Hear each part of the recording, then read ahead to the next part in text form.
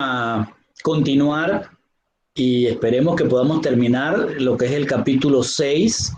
Estamos hablando de los sellos que Yehoshua está abriendo del libro que él mismo redactó con todo lo que ha sucedido y va a suceder.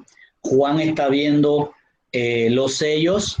Miremos la enseñanza pasada que dice que se abrieron eh, 4 sellos, salieron, la visión que tiene Juan es de 4 caballos, entendimos qué significaban los caballos y que todo estaba asociado a periodos históricos que ya pasaron y en los cuales lo unimos, hicimos un paralelo con lo que es la visión de Ezequiel, donde vemos que Ezequiel está viendo también caballos y arranca con un caballo rojo y termina con un caballo blanco.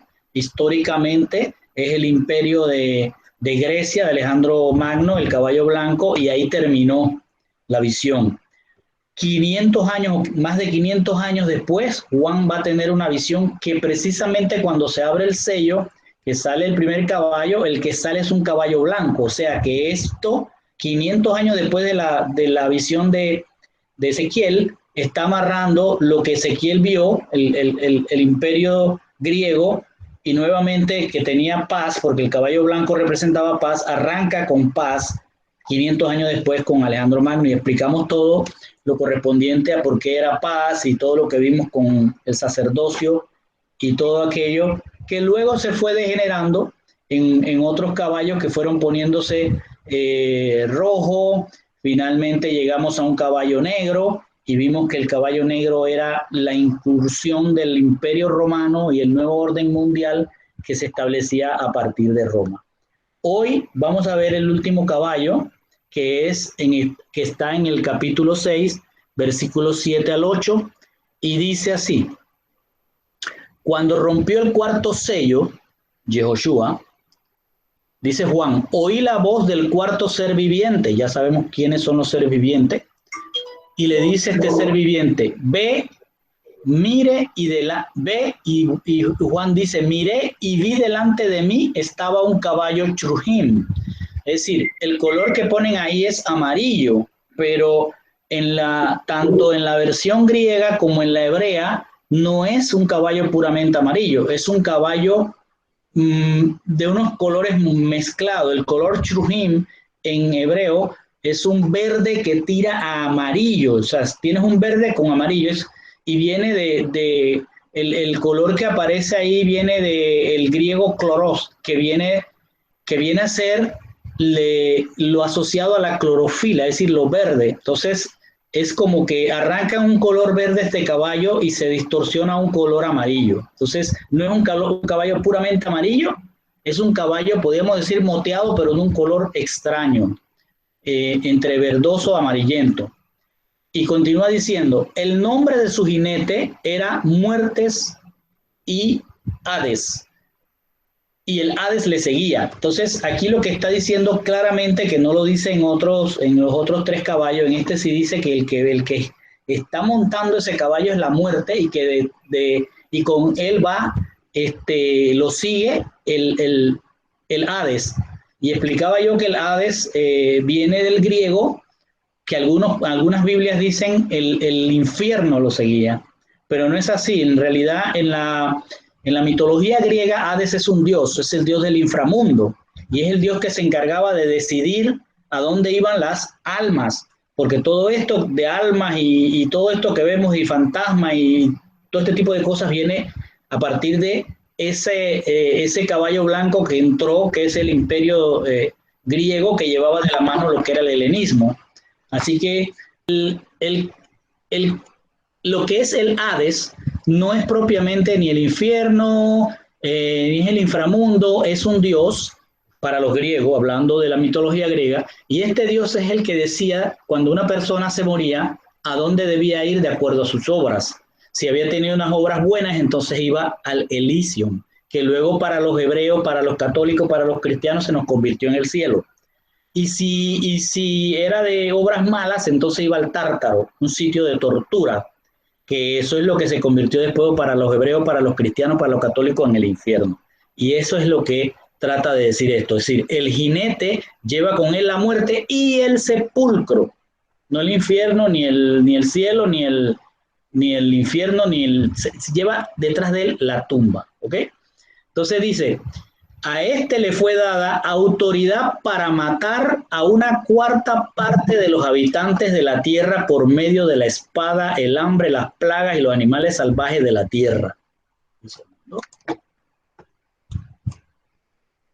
Okay.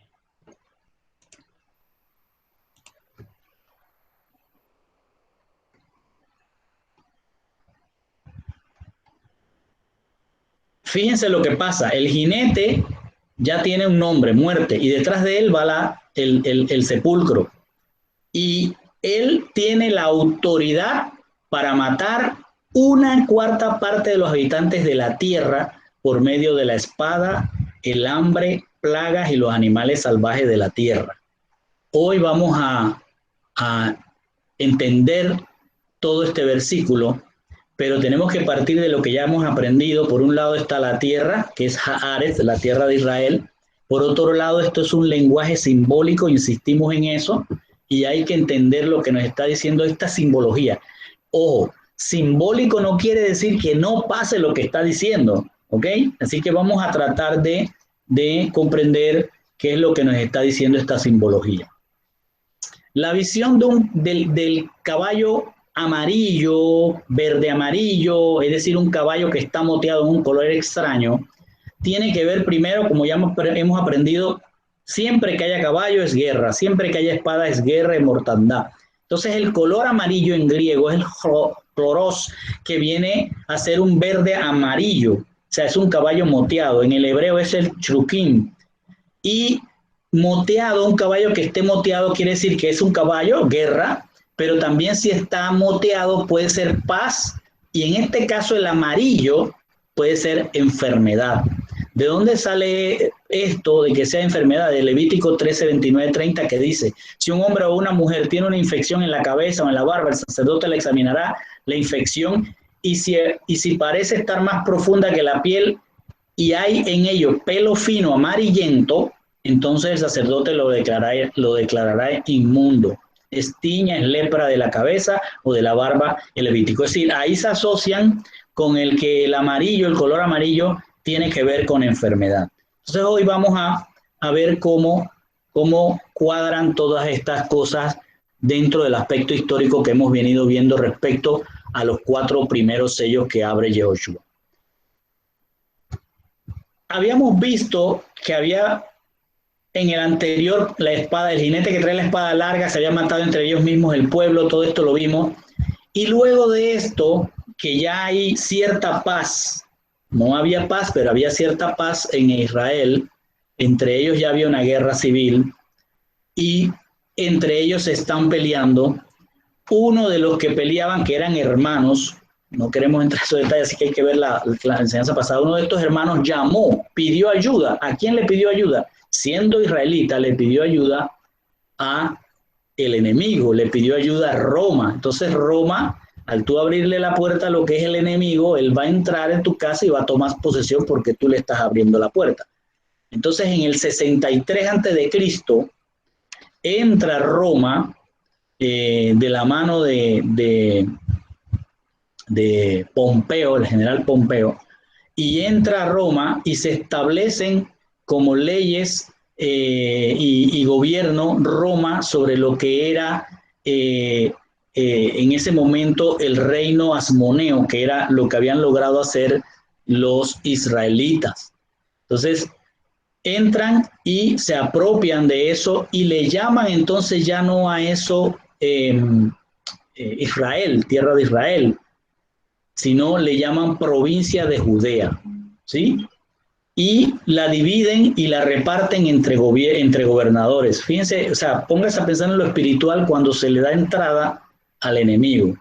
Entonces ahí el Sanedrín, Roma le da oportunidad de que continúe y pone a gobernar en el año 40, antes de Yeshua, fíjense que todavía no ha nacido Yeshua, ya está posicionado Roma, pone un rey que es de origen ismaelita, ¿sí? Y que luego se hace llamar judío, y este es el que queda aprobado por el gobierno mundial que acaba de entrar, porque el mismo Israel le abrió la puerta. En ese periodo de tiempo, después del 40 antes de Cristo, nace Juan el Bautista y nace Yehoshua. Luego, entre los años 7, ya estamos hablando 7 después de Yeshua, hasta el 26 hay un breve periodo de paz en Judea. Ya se logró la primera venida del Señor. Fíjense cuándo llega el Señor, analicen eso. Llega cuando el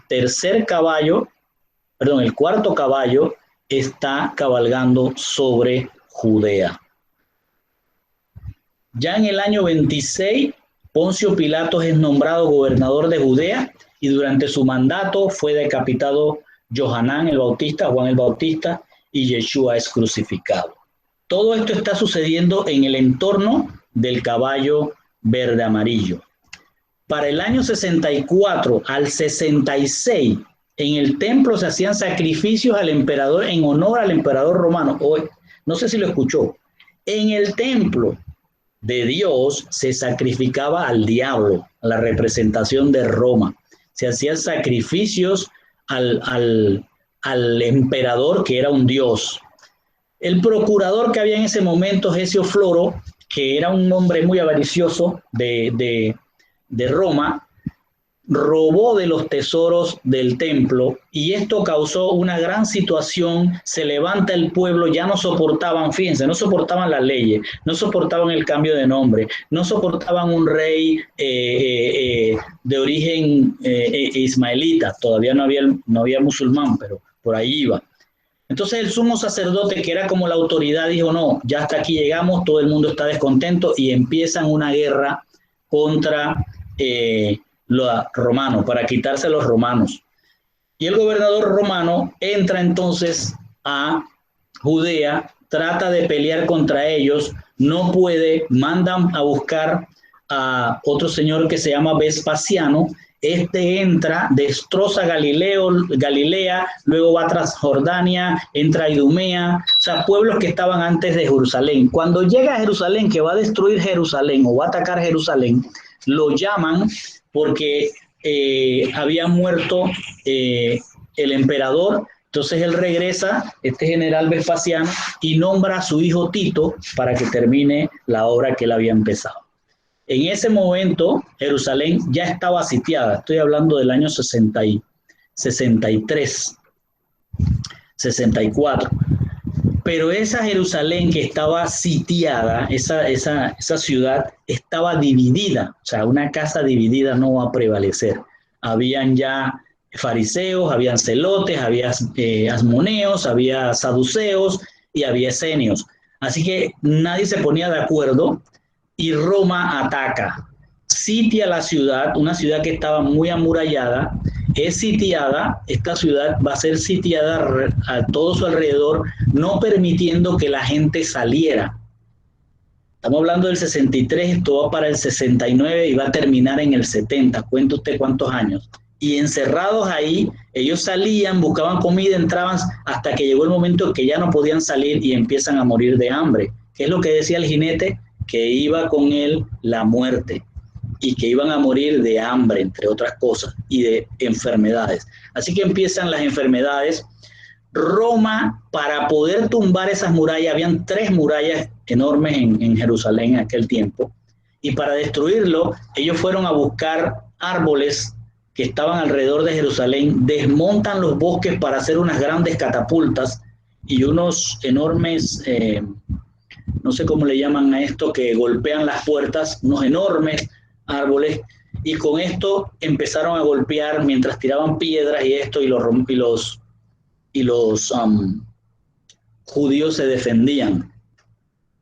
El pueblo estaba dividido, pero estaba en ese momento unido, luchando, aunque sus intereses eran diferentes.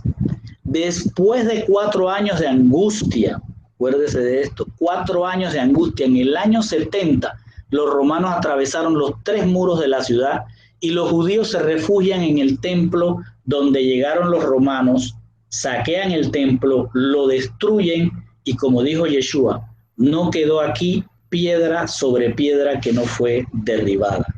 Después quemaron y destruyeron el resto de la ciudad. Un soldado lanzó una antorcha encendida en el lugar santísimo, se queman las cortinas y se da un gran incendio en el templo.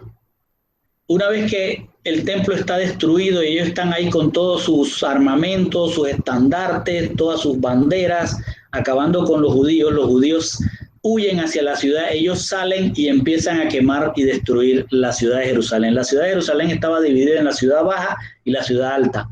Acabaron con la ciudad baja y después corrieron hacia la ciudad alta. Una parte de la resistencia de los judíos corrió hacia lo que se llamó Masada y ahí duraron 3 años más luchando hasta que finalmente se suicidaron. Otra vez el caballo cabalgando y detrás de él venía la muerte. Según Flavio Josefo, anótese esto, fueron más de 1.110.000 las bajas judías, los cuales murieron por las armas, por las armas, el fuego, el hambre y la pestilencia. Se estima que aproximadamente 5 millones de habitantes eran los que vivían en toda la tierra de Israel, incluyendo la de Galilea. Así que prácticamente está muriendo una 1/4 parte, tal cual lo dice el versículo, que ese caballo iba a matar la 1/4 parte de la tierra. ¿Hay alguien entrando? Dame un segundo.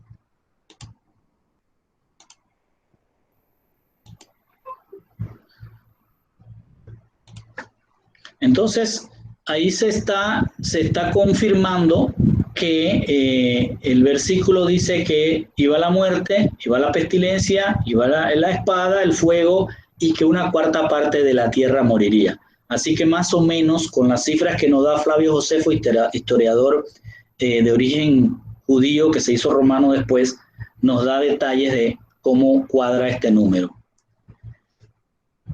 La tierra fue desolada. ¿Por qué? Porque los bosques fueron destruidos, la ciudad fue quemada, los reos que quedaron, los prisioneros, fueron humillados en un desfile triunfal en Roma, y todavía Roma de eso tiene su ventana histórica, por decirlo así, en un gran arco que hay en Roma, donde ponen esta figura que se ve acá, que es el saqueo del templo, cuando el general Tito destruye el templo y no quedó piedra sobre piedra. Entonces, fíjense para que se cumpla el versículo, los sobrevivientes capturados fueron vendidos como esclavos para morir en el Coliseo, luchando contra los animales salvajes de la tierra y contra los gladiadores. Aquí se cumple que dice que iban a morir de hambre por el sitio, iban a morir de producto de la guerra, iban a morir de peste porque se enfermaron, no tenían que comer, y iban a morir por bestias salvajes. Que yo me preguntaba, pero ¿cómo van a morir por las bestias salvajes? Y es que eran llevados al Coliseo y ahí las bestias salvajes los mataban porque eran una diversión para los romanos. Lo que ocurrió en el año 70, en la destrucción del templo, fue una cosa espantosa. Por ahí, si alguno quiere que le envíe un videito hecho por los judíos, que explican muy bien todo con unos detalles impresionantes y fuertes, pueden apreciar más este caballo amarillento, verde, cómo está cabalgando sobre lo que era la tierra de Israel. Ya sin templo, sin sacrificios, sin ciudad y con la 1/4 parte de los habitantes de la tierra muertos o desterrados, el Sanedrín desaparece, lo echan fuera, se van a un lugar que se llama Yabne, que existe hoy, se llama Jamnia, o hoy se llama Yabne, y allí surge lo que es el canon bíblico hebreo. Se dedicaron entonces a recoger todos los libros, a recoger los midrash, a trabajar en lo que Dios en ese momento les mandó. Hagan lo que va a ser la Biblia, que hoy todos tenemos como Antiguo Testamento. 60 años después de que el orden mundial romano había cambiado la forma de vida de Judea, se decretaron leyes para helenizar a los judíos, que prohibían la circuncisión, la lectura de la Torá, la observancia del Shabbat, las reuniones comunitarias en la sinagoga y otras. Además se inició, deme un segundo.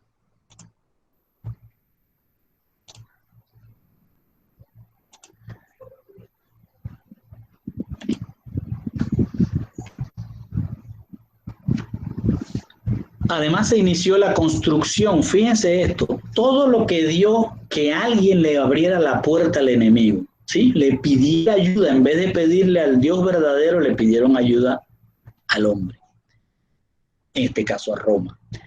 Y todo esto provocó hasta donde estamos llegando. Ya estamos hablando de que estamos en el año 100, por allí más o menos. Ya estamos hablando de que Juan ya está al morir, ya los demás apóstoles han desaparecido por muerte y en este momento el gobierno mundial de ese momento, Roma, decidió, fíjense, ya estaba la ciudad destruida, no había templo, decidió que ahora en vez de Jerusalén iba a haber una ciudad que se llamaba Aelia Capitolina. ¿Qué quiere decir esto? Quiere decir la capital del sol. Y esto se iba a construir sobre Jerusalén. Y sobre el sitio donde estaba el templo se iba a construir un templo a Júpiter. O sea, todo lo que está ocurriendo, ya estamos hablando de 60 años después de lo que ocurrió en el año 70. Entonces ya el pueblo no soportó eso. O sea, que ahora fuera, que no existiera el templo, ok, pero que encima del templo te fueran a construir un templo a Júpiter, al demonio, ya era una cosa que no se podía aceptar. El pueblo se vuelve a levantar en el año 132. Todavía estamos hablando de un caballo verde amarillento. Se nota que no está totalmente rojo, se nota que no está negro, es un color que no se entiende y viene ya a darnos dos guerras, muerte, el Sheol y enfermedad de fieras, etc. Entonces dice, en el año 132 se va a iniciar una nueva revuelta dirigida por Simón Bar Kokhba, al cual llamaron el Mesías, porque los judíos que ya estaba caminando el anticristo, es decir, el anticristo no lo vean como una persona, véanlo como un sistema. Ya el sistema del anticristo estaba caminando, ya el sistema del anticristo clamaba la muerte de los apóstoles, clamaba la venida de un Mesías guerrero, y en este caso el sumo sacerdote nombra Mesías a este señor Simón Bar Kokhba, el cual empieza a luchar contra los romanos, y cuando los judeanos, por decirlo así, porque no todos eran judíos, sino que vivían en Judea, los judeanos ven que el hombre empieza a ganarle a los romanos, entonces se unen con él y se forma una nueva guerra, y luchan por 3 años hasta que son derrotados por la fuerza más grande, históricamente hablando, que había llevado el imperio hacia la tierra de Israel. Una fuerza impresionante, un ejército impresionante que arrasó. Y ahí las comunidades judías se devastaron, al grado que eso se puede llamar un genocidio. Murieron más de 580,000 judíos y se destruyeron 50 pueblos, se dañaron 985 aldeas, todo fue arrasado. Entonces el emperador Adriano intentó destruir la raíz de identidad judía, que había sido la causa para ellos de continuas rebeliones, prohibió la Torá, el calendario judío, mandó a ejecutar a numerosos rabinos estudiosos, eruditos. Los rollos sagrados fueron quemados, la Torá fue quemada en una ceremonia en el monte del templo. Y Judea pasó a llamarse ahora Siria-Palestina. Así como Dios cambia el nombre de los escogidos para ampliarlos, para llevarlos hacia la Jerusalén celestial, el demonio también cambia el nombre para llevarte al Sheol. Después de 5 años de lucha, es difícil precisar la cantidad de judíos que murieron por hambre, por enfermedad, en los incendios o por ataque de las fieras en el Coliseo romano. Entonces, aquí el caballo va a terminar destruyendo lo que era la tierra prometida. El pueblo de Israel pierde la tierra y por más de 1900 años Israel no puede volver a entrar a la tierra de Israel. Pasó a llamarse Palestina y Jerusalén pasó a llamarse la capital del sol. Hago el paréntesis para preguntarles, ¿dónde estaban los apóstoles en todo ese caminar de los caballos? Y esto tenemos que verlo en Mateo. Mateo y Marcos nos da la evidencia de qué pasó. Acuérdense, un inmenso ejército fue, arrasó, destruyeron el templo, después uno más grande vino y destruyó todo lo que quedaba. Y encima de eso expulsa de la tierra de Israel. La tierra empezó a llenarse de toda clase de gente menos judíos. ¿Qué pasó con los apóstoles? Pues bien, eso lo encontramos en Mateo 24, 15 al 19 y en Marcos 13, 14 al 17, que dice así. Yeshua sale del templo con los discípulos y estos le empiezan a hablar de lo hermoso del templo y Yeshua les dice, no quedará piedra sobre piedra de esto que ustedes están viendo. Y luego ellos le van a hacer una segunda pregunta, ¿cuándo será la venida tuya? ¿Cuáles son las señales del fin? El Señor le va a responder, si ustedes estudian Mateo y Marcos, les va a responder perfectamente, pero ahora vamos a concentrarnos en este pasaje que dice, de manera que cuando veáis la abominación que causa la desolación, acerca de la cual se habló por medio del profeta Daniel, que se halla en el lugar sagrado, el que lea, que entienda. Paro aquí. Lo que le está diciendo Yeshua a ellos es respondiéndole sobre lo que va a pasar. Esto está ocurriendo, ojo, 30 años antes de que venga la destrucción del templo. 30 años antes. El Señor le está diciendo, tienen que irse de aquí porque viene esto. Le dice, cuando veáis la abominación que causa la desolación, acerca de la cual se habló por medio del profeta Daniel, que se halla en el lugar sagrado, el que le entienda, ese será el tiempo para aquellos que estén en Judea escapen a las colinas, a las montañas, al monte, dice algunos versículos, algunas Biblias. Si alguien está en el terrado, en la azotea, no debe bajar para recoger sus pertenencias de la casa. Si alguno está en el campo, no deberá regresar para recoger su abrigo. ¿Qué tiempo tan terrible será para las mujeres que estén embarazadas o dando de mamar o amamantar? ¿Qué les está diciendo el Señor? 30 años antes el Señor le está dando la visión de que salgan, está explicando, tienen que salir de ahí. ¿Hay alguien con el micrófono abierto? ¿Lo pueden cerrar, por favor? Le está diciendo, va a pasarles esto, ¿sí? No va a quedar piedra sobre piedra, salgan. Y les da a entender que va a ocurrir lo que el profeta Daniel ya había hablado. El profeta Daniel había hablado de una abominación. ¿A qué se refería el profeta Daniel? Bueno, si ven acá en el gráfico, este es el templo, ¿sí? Este templo tenía un muro aquí y un atrio, un portal muy grande aquí, donde aquellos gentiles, no judíos, que estaban en el proceso de creer, de abrazar al Dios verdadero, entonces podían entrar aquí, pero no tenían derecho de cruzar este muro. Y había un letrero que decía, no puede pasar el gentil aquí, so pena de muerte. O tú gentil, si pasas de esto, eres dueño de tu propia muerte, algo así en griego. Estaba aquí. Entonces, los gentiles podían entrar hasta por aquí. ¿Qué se llama la abominación? Que un gentil pasara de aquí. Ya era una abominación. Que un gentil llegara acá, donde estaban los sacerdotes, donde estaban aquí las mujeres y el de los hombres, ya era una abominación. Entonces, imagínense lo que está ocurriendo cuando el general Tito entra a este templo y no solo pasa el muro, lo destruye, entra aquí y no solo que entra aquí ya abominando, sino que entra acá al lugar santísimo y lo quema y lo destruye. A eso se llama la abominación.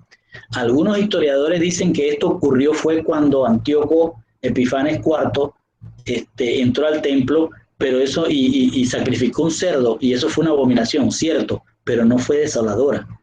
Aquí es desoladora porque va a ser destruido totalmente el templo. Entonces no va a quedar piedra sobre piedra.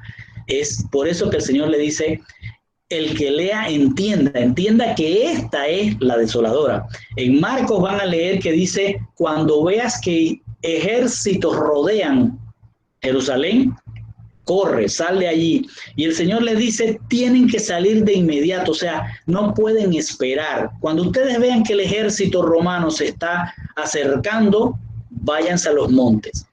Esto que les dijo el Señor fue lo que preservó que después viniera Pablo, caminara todo Grecia y que todavía existiera Juan para ver las visiones del libro de Revelaciones. Es decir, ellos salieron de ahí. Después de la muerte de Yeshua sabemos que hubo apedreamiento, hubo maltrato, pero cuando llegan los romanos acabaron con todo. Entonces, Yeshua lo que hizo fue decirles a ellos, váyanse. Y ellos salieron de ahí y huyeron. Históricamente dicen que huyeron hacia una ciudad que se llama Pela, que es al norte donde están las montañas, cumpliéndose lo que el Señor les dice, huyan a las montañas. Así que ellos recogieron antes de que llegara Tito con todo su ejército y se preservó ese remanente. Si no, no hubiera habido remanente creyente en Yeshua. Entonces, por eso se preservó y por eso el evangelio caminó por toda la tierra gentil de Grecia y llegó hasta Roma. Entonces, resumimos en lo siguiente. Este último caballo es el mismo Roma, pero moteado, porque estuvo viviendo dentro de ellos, tratando de hacer paz, lo cual nunca se logró hasta que se destruyó la capital, Jerusalén, se destruyó la tierra y se expulsó a todos los judíos de allí.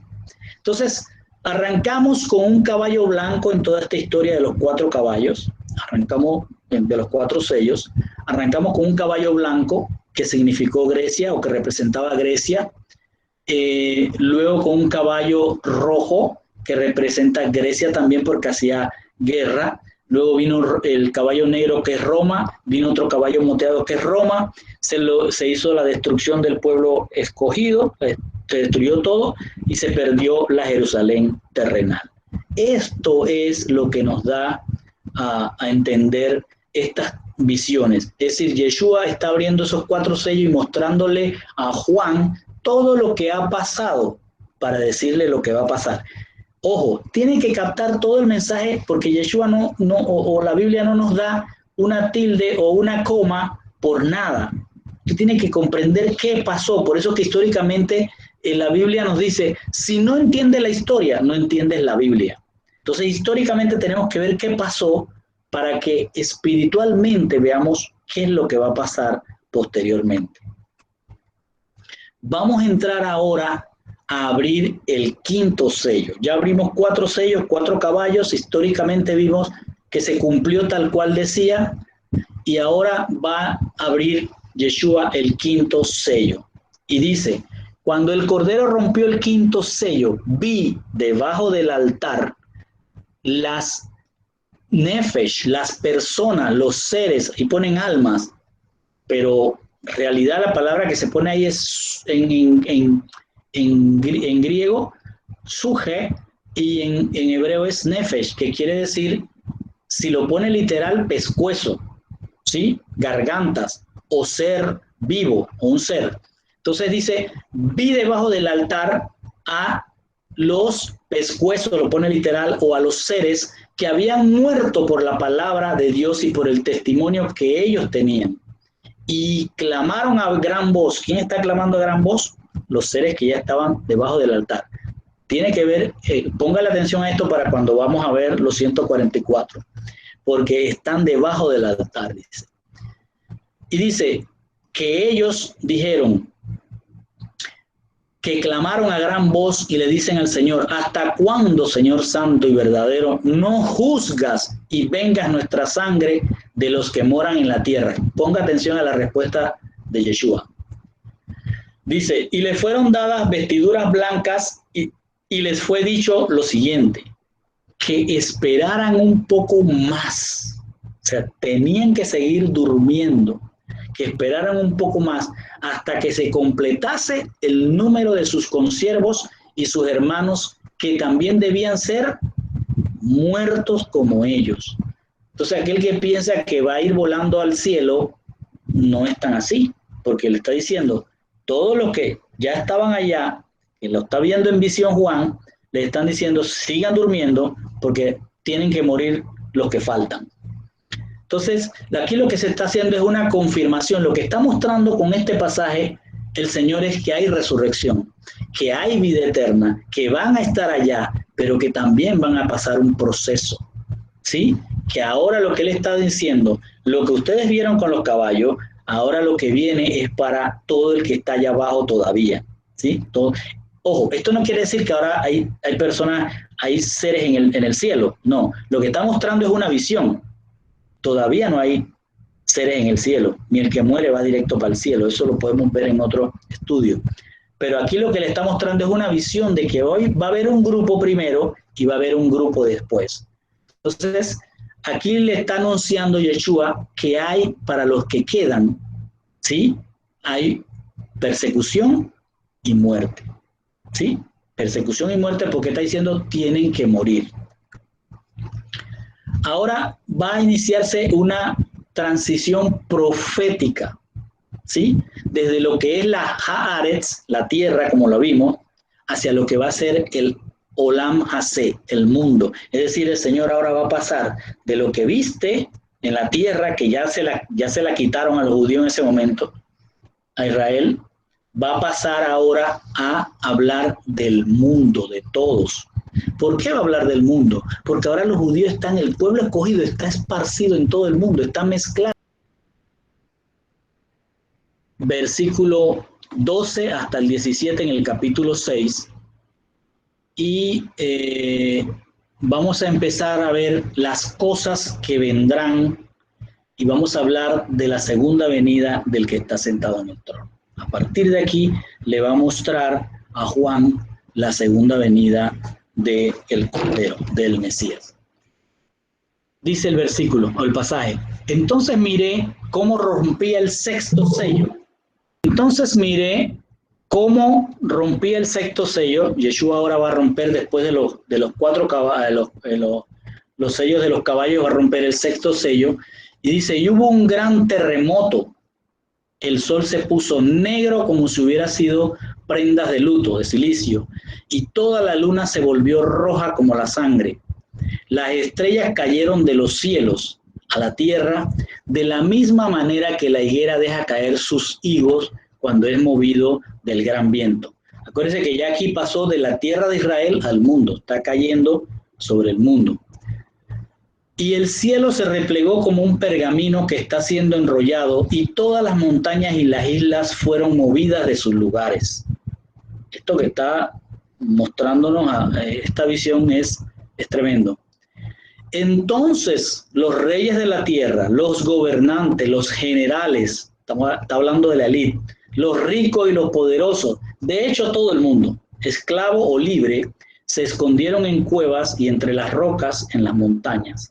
Y le dijeron a las montañas y a las rocas, caed sobre nosotros, ocultadnos del rostro de aquel que está sentado en el trono, es decir, de la furia del Cordero, porque el gran día de su furia ha llegado, y ¿quién podrá soportarlo? Note varias cosas. Primero que nada, es un lenguaje simbólico otra vez. Lo podemos tomar literal y puede ser, pero en realidad es un lenguaje simbólico.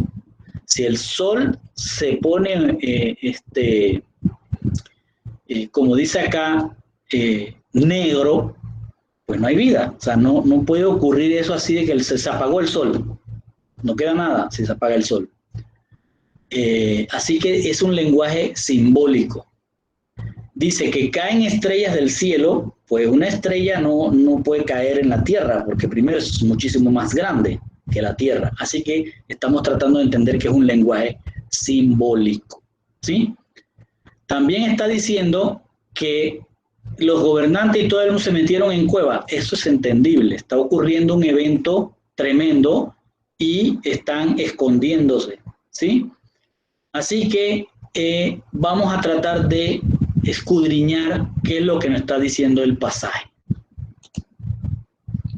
Primero, en el griego, la palabra que aparece cuando dice que cuando abrió el sello hubo un gran terremoto, la palabra que aparece, y lo pueden buscar ustedes también, es seismos, que viene de sello.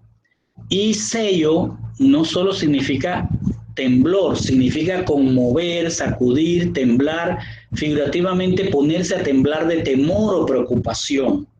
Entonces lo que simbólicamente pareciera que es un terremoto en todo el mundo, ¿sí?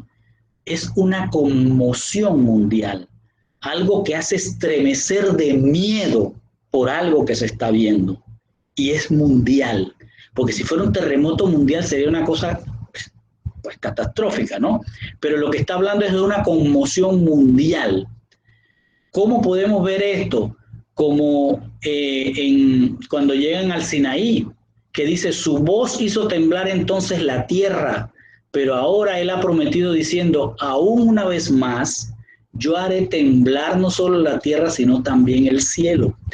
Es decir, en el caso del Sinaí hubo una gran conmoción en la tierra, la gente estaba viendo fuego, rayos, estaba oyendo ruidos tremendos, y tenían mucho miedo, tanto que le dijeron a Moisés, ve tú y habla, y después tú nos traes y nos dices qué es lo que hay que hacer. O sea, es una cosa que conmocionó, que nunca habían visto, y es lo que el Señor está diciendo. Va a haber un evento que va a conmocionar a todo el mundo, a todo el planeta. Un segundo, que parece que entró alguien. Sí.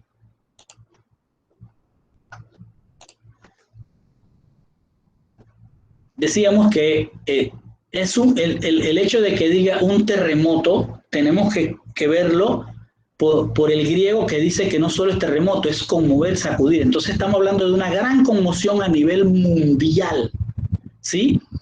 Y la expresión que él dice, una vez más, es que esa conmoción tiene que ver no solo con la conmoción terrenal, o sea, conmoción de miedo en la tierra, sino una conmoción que afecta el cielo, el espacio, porque dice que haré temblar no solo la tierra, haré conmocionar no solo la tierra, sino también el cielo, ¿sí? Y en Hebreos 12, 26 al 27 dice, y esta expresión, aún una vez más, refiriéndose hebreo a lo que está ocurriendo en el Antiguo Testamento, indica la remoción, oiga esa palabra, la remoción de las cosas movibles como las cosas creadas, a fin de que permanezcan las cosas que son. Es decir, esta conmoción va a causar que lo que es para el hombre material va a desaparecer, va a ser movido de sitio, va a ser transformado. Y aquí viene también la transformación de la carne y sangre. A eso se está refiriendo esto. Es una gran conmoción, ponga la atención.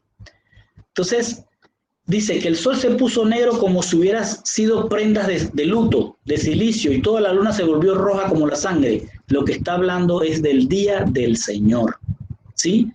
El sol representa, acuérdense que todo esto es simbólico, el sol representa la plenitud de Dios. Sol que se pone negro es Dios que esconde su rostro de los moradores de la tierra. Dios va a apartar su rostro, va a quitar su rostro de la tierra, y por eso no tiene ese resplandor. Dios no tiene su resplandor. Por eso cuando oramos pedimos que el resplandor de Hashem no se aparte de nuestro hogar, de nuestra casa. Es porque si se aparta el resplandor del rostro de Hashem, no hay favor, no hay gracia. Se pierde la fidelidad de Hashem, y lo que viene para el que le ocurra eso es terrible. Y la luna representa simbólicamente la disminución de esa plenitud de Dios, ¿sí? De la plenitud sol a la plenitud luna. Por eso que las dos lumbreras fueron para se fueron puestas para alumbrar sobre la tierra, enviar vida sobre la tierra. Si el sol aparta su rostro, la gracia y el favor de Dios, el resplandor del rostro de Hachén es quitado del mundo. Y la luna, al convertirse en roja, está mandando, acuérdense lo que es la sangre, pecado, es que Yeshua viene a hacer juicio. Entonces, esta porción, conmoción, el sol negro o oscuro y la luna roja, está hablando del día del Señor. ¿Qué es el día del Señor? El día del Señor no es un día físico, es todo un proceso que va a arrancar con esa gran conmoción que va a haber en el mundo y va a llevarse varios periodos de tiempo, ¿sí? Dice en Malaquías 4:2, mas para vosotros que teméis mi nombre se levantará el sol de justicia, la plenitud de Hashem, con la salud en sus alas y saldréis y saltaréis como terneros del establo. Si el rostro de Hashem está mandando su resplandor sobre ti, gloria a él y bendito eres por eso. Dice, porque el sol y escudo es el Señor Dios, gracia y gloria da él. Imagínense todo lo que está quitando si él aparta su rostro. Nada bueno niega a los que andan en integridad. Entonces, cuando la luna, cuando la simbología que presenta es que ahora el sol aparta su rostro, Dios aparta su rostro, se va a disminuir para venir a la tierra, pero ya no viene como vino anteriormente, a recibir, a sacrificarse, a entregar su vida por nosotros. Ahora viene en juicio. Y lo dice en Isaías 63, 1 al 4, dice, ¿quién es este que viene de Edom? De Edom es pecado, del rojizo, el hermano de Jacob que fue aborrecido fue menos amado por Dios. Dice, ¿quién es este que viene con ropas carmesí de Bosra?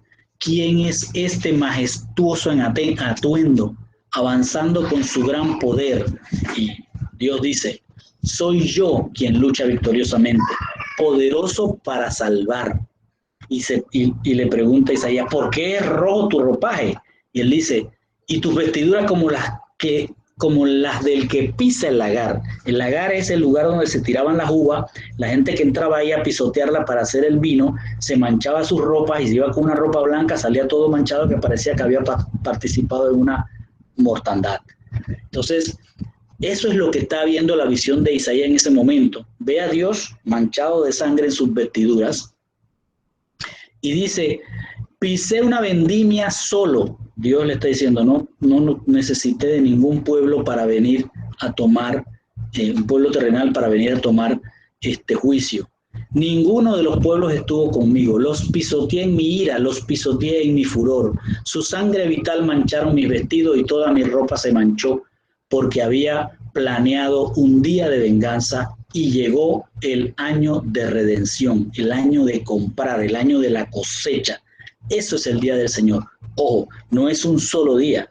No es que el sol se puso oscuro y ¡pum! Y al día siguiente ya amanecimos otra vez con el sol. No, es un proceso donde el Señor va a enviar primero por delante de él un ejército. Vamos a verlo y por eso les pedí que leyeran Joel 2 del 1 al 11, que claramente van a ver el ejército que hay allí.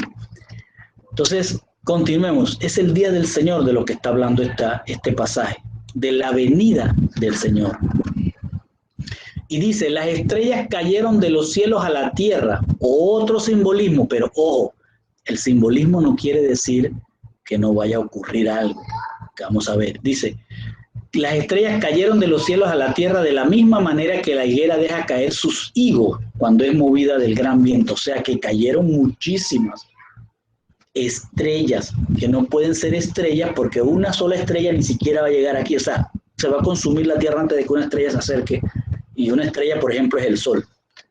Entonces, Mateo 24:31 nos da una idea de lo que puede estar pasando en este simbolismo. Dice, y él enviará sus ángeles con una gran trompeta y reunirá a sus escogidos de los cuatro vientos desde un extremo de los cielos hasta el otro.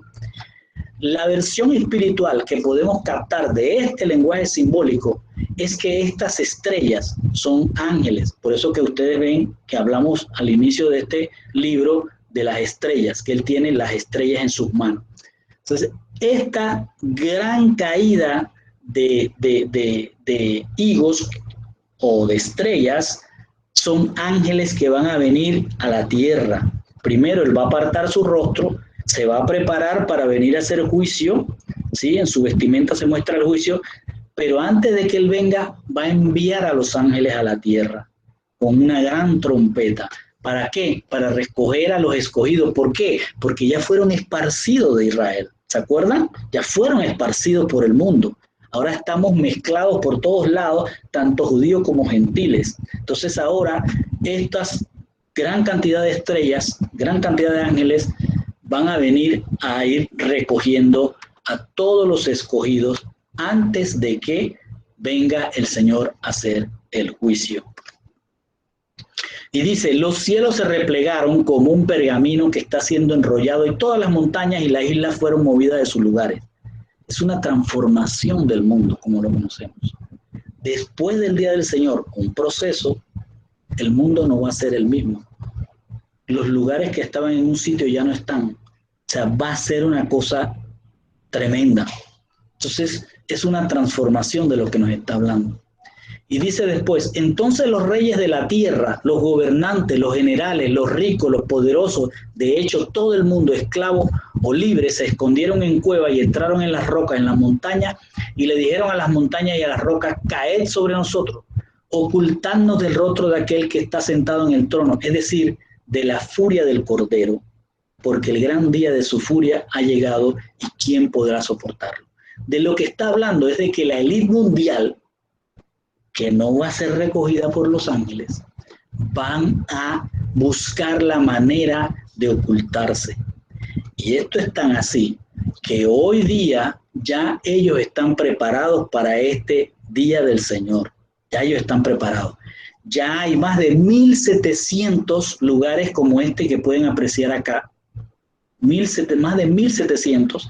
Esto es en una isla entre Groenlandia y Finlandia, por acá, en la parte norte, en los polos, y sobre una isla de esas se ha construido en una montaña para que esté por encima del nivel del mar. Aquí está una persona para que tengan las dimensiones, y este es un recinto donde están guardadas montones de semillas y las administran porque saben que el día del Señor viene. Y cuando el día del Señor, ellos van a decir, esto, como es un proceso, tiene un inicio y tiene un fin, cuando ya todo ha sido removido y todo ha sido cambiado y el mundo es diferente, nosotros salimos y sembramos y seguimos. Ese es el pensamiento de la élite. Es decir, nosotros nos quedamos aquí. ¿Por qué? Porque ellos saben que los ángeles no lo van a rescatar de lo que viene. Entonces, hay más de 1.700 de estos bancos tirados por todo el mundo, de esta manera, metidos en grandes montañas y cubiertos con, como dice aquí, cuevas. El Señor lo dice aquí, entre las rocas. Miren esta figura, entre las rocas, en las montañas, y ellos van a guardarse ahí. Tira lo que quieras porque estamos bien guardados. Ocultándonos ¿de qué? Del rostro de aquel, del rostro que al apartarlo viene juicio y su furia. Entonces, esto ya está encaminado, así como hay estas para semillas, hay para gente, o sea, para guardar gente, pero no todos van a entrar. Ya hay listas, ya hay clasificaciones, ya hay todo un planeamiento de quiénes van a ir. Obviamente, si no eres ni un científico, ni un superdotado, ni eres el hijo de alguien de la élite, no perteneces a la élite, obviamente que tú no vas a estar en la lista. Entonces, hay unas listas que ya ellos tienen preparadas para que le corresponda ir a estos sitios entre las peñas, entre las montañas, entre las rocas. Entonces, acá les muestro algunas de las cosas de los versículos que el Señor nos muestra para entender qué es lo que es el día del Señor. Voy a leer nada más algunos porque son muchísimos, ustedes los pueden ver y se los dejo acá. Dice, porque el día del Señor de los ejércitos vendrá contra todo el que es soberbio y altivo. Soberbio y altivo, eso me llamó la atención porque resulta ser que cuando me voy a ver cómo era la característica del querubín ungido que fue tirado de la eternidad, o sea, Satanás pasó de ser un querubín al diablo, por la razón por la que cayó fue por ser soberbio y altivo. Entonces, todo el que tenga la marca de soberbio y altivo va a ser cortado, aunque se meta debajo de las rocas, en las cuevas, ¿sí? Dice, porque el Señor de los ejércitos vendrá contra todo el que es soberbio y altivo, contra todo el que se ha ensalzado, este será abatido. Gemid, porque cerca está el día del Señor, vendrá como caos el Todopoderoso. Por acá otro dice en el Joel 2:11, el Señor da su voz delante de su ejército porque es inmenso, o sea, el ejército de ángeles es ser inmenso, porque poderoso es el que ejecuta su palabra, grande y terrible es en verdad el día del Señor. ¿Quién podrá soportarlo? O sea, ellos piensan que porque se van a esconder en cuevas, no los va a encontrar, no lo va a soportar, no, eso no va a soportarlos. Entonces, dice también un pasaje interesante en Joel 3:14, multitudes y multitudes en el valle de la decisión, es decir, el Señor va a recogerlos a todos en cada ciudad, en cada lugar donde esté, a esos que son soberbios y altivos, a aquellos que tienen esa marca de soberbio y altivo, los va a reunir para hacer juicio. Y aquí les dejo otras porciones más. Dice, se reunirán delante de él todas las naciones, ahí está, y separará unos de otros, como el pastor que separa las ovejas de los cabritos. Y dice, y esta es interesante, no seáis sacudidos. Pon atención a aquellos que están, como dice el Señor, ni frío ni caliente, tibios. Dice, no seas sacudido fácilmente en vuestro modo de pensar, ni os alarméis, ni por espíritu, póngale ahí, ni por poder, ni por palabra, ni por carta, como si fuera de nosotros, en el sentido de que el día del Señor ha llegado. Esto lo que está diciendo es lo que hoy está pasando. Usted ve las noticias y todo está bien. No te dejes engañar. El día del Señor, eso no es nada, eso ya pasó, eso no va a venir, no va a ocurrir. Tranquilo que nosotros tenemos el control. Eso es lo que dicen los medios oficiales. Si usted va a las redes sociales se encuentran otros mensajes, por eso las redes sociales están siendo sacudidas hoy, ¿sí? Entonces, ¿qué es lo que el día del Señor en resumidas es? Y yo lo pongo así en 8 puntos. El día del Señor es un periodo de tiempo en el que todo el planeta Tierra se va a ver envuelto. Dios aparta su rostro y prepara su segunda venida para ejecutar juicio. Su venida será como un caos mundial. El juicio será contra todo aquel que es soberbio y altivo en todas las naciones. Y el juicio va a incluir destrucción, porque va a ser transformado el mundo. El ejército que trae Dios es inmenso, poderoso y no se podrá soportar, aunque se quieran esconder.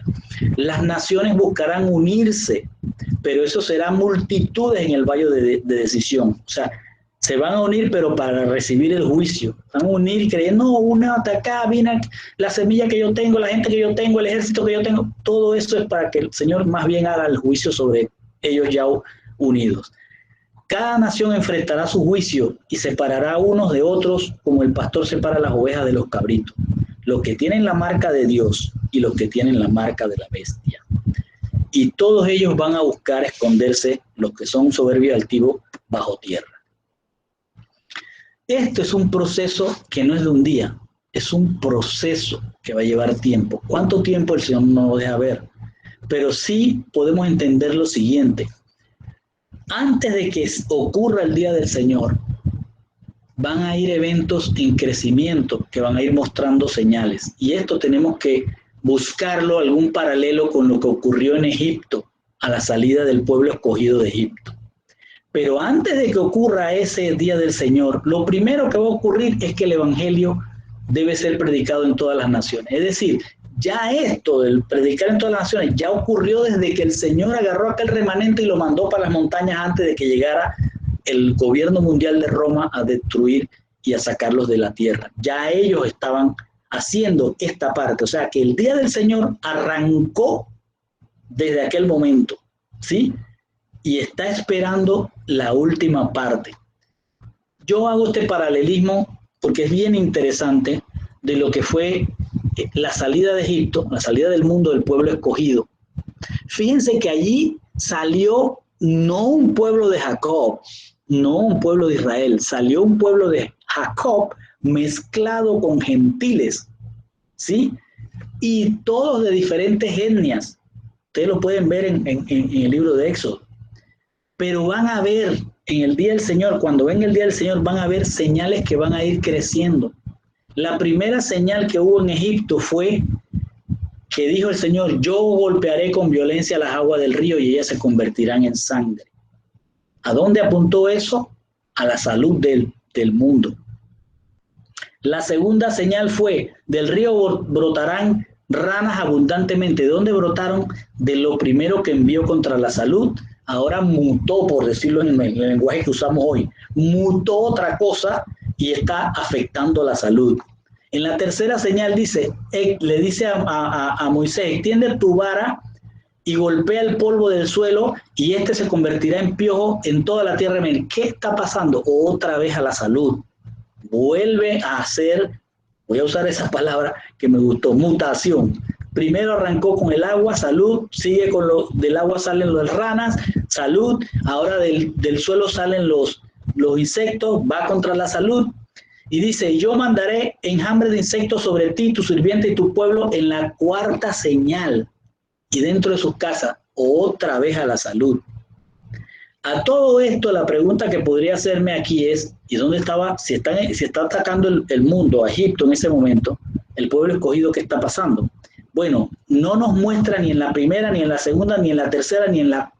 Sí, hasta la cuarta señal no se habla del pueblo, ¿sí? Es decir, que no nos dice si el pueblo está pasando por esas tribulaciones que estaba pasando el mundo en ese momento, pero hasta la cuarta señal es que empieza a hacer un apartado hacia el pueblo escogido. Pueden revisar en el libro de Éxodo. En la quinta señal dice: habrá una muy grave pestilencia, y esta pestilencia va hacia los animales que eran los comestibles, hacia el ganado, hacia los pollos, hacia todo lo que el mundo en aquel momento tenía como proteína. En ese momento, póngalo así, un virus, una peste ataca a todo lo que representaba la proteína del mundo. Entonces, en este momento usted está teniendo, según lo que está viendo de Éxodo, en Egipto, un problema de salud terrible. Y encima de eso empieza una hambruna terrible.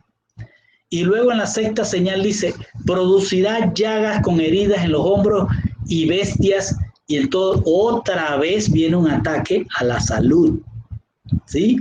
Y en la séptima señal viene algo terrible. Hubo pues granizo y fuego mezclado. Póngale ahí meteoritos. Esto empieza a caer sobre Egipto. Y dice que nunca habían visto eso en el mundo. Ojo, ponga la atención, nunca habían visto esas caídas de meteoritos de esa manera en Egipto. Y viene la octava señal, como que faltaban más. O sea, en este momento la salud está destruida, los sistemas de salud están colapsados, no hay comida, se desarrollan más pestes y encima viene una catástrofe ambiental con esta caída de meteoritos, destrucción de ciudades y más muerte, obviamente. Y luego dice en la octava señal: traeré langostas a tu territorio y ellas cubrirán la faz de la tierra, que no podrás ver la tierra. Ellas se comerán lo que tú aún tienes como residuo que escapó al granizo. Póngale ahí que toda esta situación de salud, de colapso de la salud, de colapso de la comida, trae como consecuencia un colapso económico. No hay plata. Y este simbolismo de estas langostas vienen a acabar con el poco recurso económico financiero que quedaba en el mundo de aquel entonces. Y pasa a una novena señal. Habrá oscuridad. Apartó el rostro de Hachén. Habrá oscuridad sobre la tierra de Egipto. Oscuridad tan densa que puede ser sentida. Entonces, ahora, ¿cómo ocurrió esta oscuridad? Es como si hubiese un eclipse inmenso y el pueblo, el mundo queda sumido en un eclipse que es grande, no es, ¿saben? Un eclipse lunar donde la luna se interpone con el sol dura alrededor de 7 minutos. No todo ese tiempo que está diciendo esto. Y el día del Señor, después que pasa esto, entonces viene el Señor. Dice, en la 10ª señal, le dice al pueblo, ustedes tomarán un manojo de hisopo y lo mojarán con la sangre que está en una vasija. La untarán en los 2 postes y en el dintel del marco de la puerta.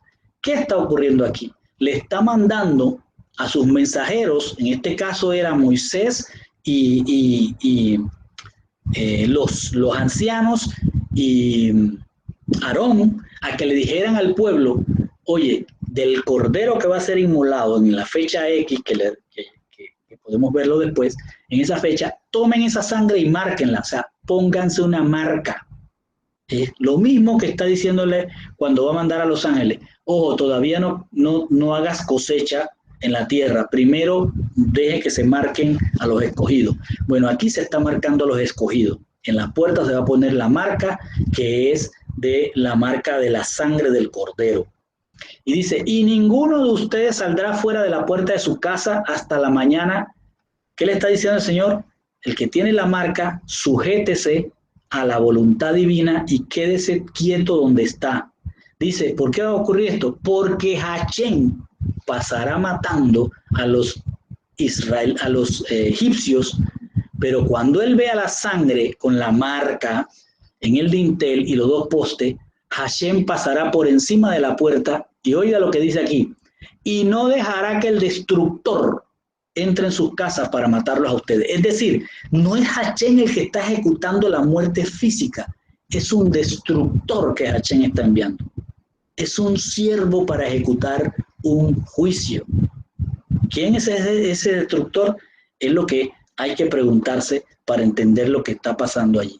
Después de que ocurre este destructor que viene, es que Hachén ya va a sacar a sus escogidos. Entonces, vamos ahora a nuestra realidad hoy día. Fíjense, si ustedes van a la página de las Naciones Unidas, en la parte de la OMS y todas estas cosas que tiene las Naciones Unidas, van a ver que esto no va a mejorar. Esto va a ir empeorando de acuerdo a lo que ellos nos están diciendo. Ellos dicen que la crisis climática se va a convertir en una crisis de salud. Ellos dicen que los brotes de enfermedades que requieren un nivel más alto de respuesta se van a producir en los países con conflictos. O sea, ahora con este nuevo presidente ya se están armando de nuevo los gringos para ir a meterse a lugares, van a haber guerras en algunos lugares y eso va a traer problemas de salud, migraciones. O sea, póngase a pensar en lo que está ocurriendo en Egipto y lo asocia acá. Las brechas socioeconómicas van a persistir y se van a acrecentar. Va a haber una discrepancia, o sea, va a haber gente rica y gente pobre nada más. Que 1/3 de las personas del mundo van a carecer de acceso a medicamentos. Si aquí no estamos quejando porque no encontramos la medicina esa, imagínense la gente que no va a tener ni siquiera un Alka-Seltzer. Las enfermedades no transmisibles, como diabetes, cáncer, enfermedades cardíacas, seguirán siendo responsables de más del 70% de las muertes en el mundo. Las dolencias infecciosas como el VIH, la tuberculosis y la hepatitis van a causar millones de muertes. Va a haber una escasez de alimentos, ¿sí? Y los alimentos van a ser más inseguros para la salud. La situación de corrupción va a traer como consecuencia más pobreza y más escasez de trabajo. La juventud va a perderse más. Va a haber desconfianza por la corrupción de los gobiernos y va a venir un monitoreo más fuerte sobre la población en base a tecnología. Los servicios de agua, el saneamiento, higiene van a ser críticos en la salud. Y no se cuestiona que va a haber otra pandemia, sino que se pregunta las Naciones Unidas cuándo y cómo va a ser la siguiente pandemia. Esto lo pueden ver en la página de las Naciones Unidas. Les dije en un principio que lo que era simbólico no necesariamente se queda en simbología. Ese simbólico está hablando de algo. Entonces, lo que más se acerca a lo que nos puede estar pasando con aquel sol oscuro, con aquella luna roja, con aquella caída de estrellas, con aquella transformación del mundo, de la tierra conocida, tiene que ver con algo que ya está en proceso y que la verdad que es un poco complicado hablarles de esto, pero tengo que decírselos. Hay un planeta cometa que está fuera hoy mismo de lo que es el sistema solar, pero que va a entrar al sistema solar por todos los estudios que se han hecho. Cuando este planeta cometa entre a lo que es el sistema solar, aquí está nuestro sistema solar, aquí está Venus, aquí está la Tierra.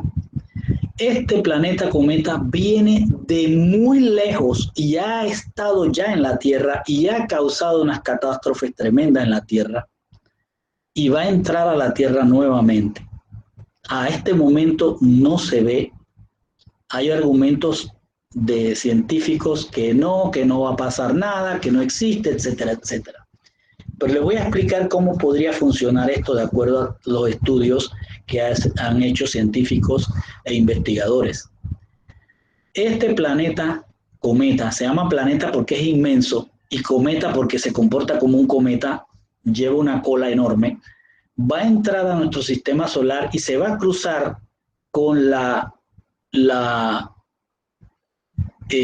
trayectoria de la Tierra alrededor del Sol, ¿sí? La órbita de la Tierra. Él va a cruzar la órbita de la Tierra. Ojo, no va a chocar con la Tierra. Va a pasar lejos, bastante lejos de la Tierra, pero por ser un objeto tan grande, causa una conmoción, oiga la palabra que acabo de decir, causa una conmoción espacial que arrastra con él objetos, porque tiene una masa muy grande y atrae estos objetos y los lleva en su cola, y va a dar la vuelta al Sol, va a entrar por aquí cruzándose en la órbita de la Tierra y va a salir nuevamente cruzándose en la órbita de la Tierra. Entre este paso de aquí y este paso por acá saliendo, van a ocurrir 150 días que más adelante vamos a ver que tienen su sentido también. El punto es que este astro, que le llaman planeta cometa, va a causar una gran conmoción y va a ser visto en la Tierra, como ya fue visto y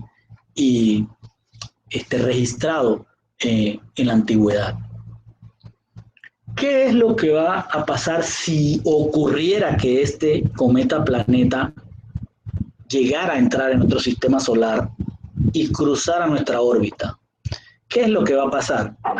Primero, se van a advertir a las personas de todo el mundo que la amenaza de este objeto alrededor, que va a cruzar alrededor del Sol, se le va a advertir a la gente 40 días antes. 40 días antes se va a ver, o sea, ya no se puede ocultar si es que esto ocurre. Ojo, no estoy diciendo que esto va a ocurrir, pero muchos de los estudios apuntan a eso y lo vamos a ver ahora. En todo el mundo, todos los dispositivos eléctricos y electrónicos, todo lo que genera y todo lo que es electricidad, se va a apagar horas antes de que entre en la cola del plasma del cometa, porque él trae una cola donde está arrastrando meteoritos, está arrastrando electromagnetismo, y esto va a afectar a la Tierra. La Tierra atravesará, o sea, como él cruza nuestra órbita. Cuando la Tierra pase, la cola todavía del cometa planeta está acá. Así que la Tierra entra en la cola y se va a encontrar con todos esos meteoritos que está arrastrando. Y va a ocurrir eso entre 3 días y 3 días y medio. y la rotación del planeta va a disminuir, el tiempo se va a cortar. Esto mismo fue lo que pasó cuando Josué, que se detuvo, dice que se detuvo y duró desde el mediodía hasta no sé qué tiempo, o sea, 12 horas que Josué tuvo para exterminar a sus enemigos. Y dice claramente allí que más mató las piedras que cayeron del cielo al enemigo de Josué que la espada de Josué. Léanlo en Josué. Va a descargar rayos de luz de plasma que golpearán la tierra con aproximadamente 30 kilómetros. Un rayo que abarca 30 o 40 o 50 kilómetros quemando. Parte de la masa de los océanos en el Ecuador comenzará a moverse, causando graves inundaciones en las regiones del Polo Norte y Sur. Las graves inundaciones afectarán a los países cercanos a estas regiones. Después la Tierra se va a inclinar, el eje de la Tierra, 26, 28 grados en su eje, por un lapso de 6 a 8 horas y luego pivoteará 4 a 7 grados desde la posición original. ¿Se puede imaginar usted lo que está pasando allí? Los terremotos que están ocurriendo en ese momento. Por eso dice, islas desaparecerán, serán removidas de su sitio. Los continentes de la Tierra van a cambiar, la corteza terrestre se va a desplazar, los terremotos van a ser horribles y las inundaciones y tsunamis van a ser horribles.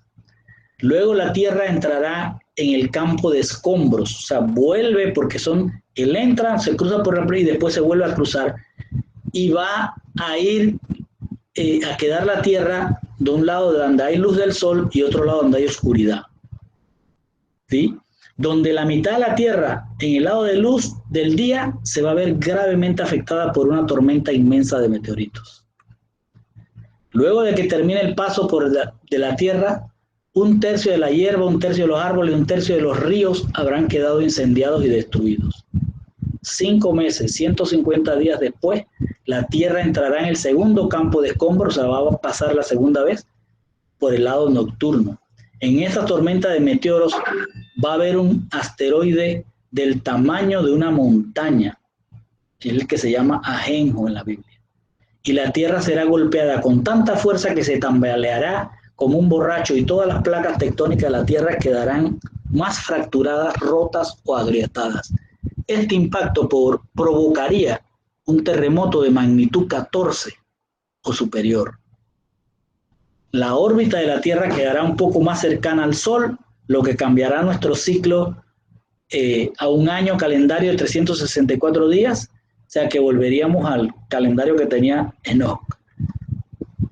Es posible que esto que les estoy diciendo ocurra, es posible que ese sol oscuro, es posible que las estrellas cayendo de los cielos, que nos habla de un simbolismo de los ángeles viniendo a la tierra a recoger al pueblo escogido, sea también la literalidad de un planeta cometa entrando al sistema solar y causando esos disturbios.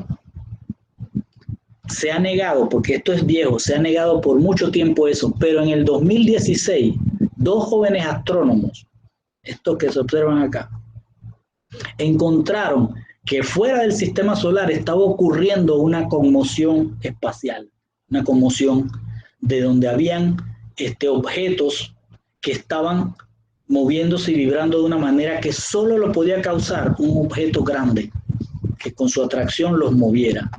Entonces ellos hicieron todos sus análisis, calcularon todas sus simulaciones y encontraron que había un objeto que no se podía ver, pero que sí se podía ver sus efectos, y que si ese era un enorme planeta, tenía que ser un enorme planeta para que causara eso, aún fuera del sistema solar. Y esto podría ser que se esté acercando a entrar al sistema solar. Eso lo dijeron en el 2016. Entonces, la NASA salió y dijo, porque había venido refutando eso, pero ante los análisis que hicieron estos 2 jóvenes astrónomos, salieron a decir los de la NASA, este señor, que no me acuerdo su nombre ahora y olvidé ponerlo acá, Jerry algo. Estamos ante una predicción temprana, predecir que hay un cometa planeta entrando al sistema solar, que está basada, eso que los muchachos están prediciendo está basado en modelos matemáticos elaborados con observaciones limitadas. Pero ojo, estamos en el comienzo de un proceso que podría llevar a un interesante resultado. O sea, él no está negando ni aseverando que exista este destructor. Porque cuando fue en Egipto dijo, yo voy a pasar y el que no tiene la marca, voy a dejar que el destructor se encargue de él. Sí. Esto, hermanos, así como vemos que hay un simbolismo, no es que el simbolismo no traiga consigo algo. De acuerdo a la historia, de acuerdo a lo que ha pasado y de acuerdo a la Biblia, ese cometa planeta ya pasó por aquí. De hecho, hay un estudio de que este cometa planeta fue el que causó el gran diluvio en los tiempos de Noé. Y si es así, entonces es el destructor que tiene el Señor preparado para el día del Señor. Y con esto terminó